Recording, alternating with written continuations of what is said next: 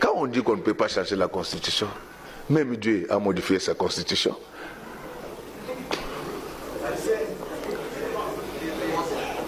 Dieu a modifié. Je vais vous l'expliquer.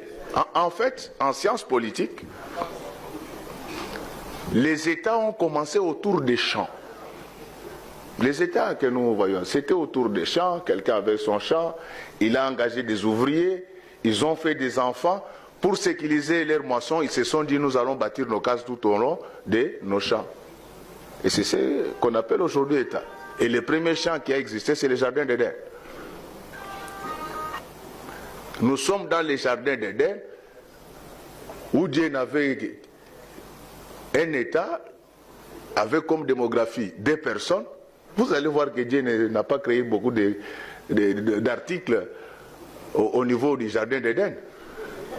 Il ne pouvait pas dire à Adam que tu ne commettras pas l'adultère, parce qu'à part Ève, Dieu n'avait pas encore créé une autre femme. Alors nous parlons de quoi? Donc la Constitution évolue avec les contextes. Lisez bien la Bible. Hein? Donc, d'après la Constitution divine du jardin d'Éden, il n'y avait qu'un seul article, ne pas toucher à l'arbre.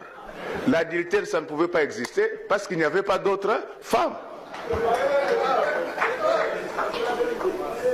Et le monde était calme. Mais lorsqu'il y a eu un perturbateur,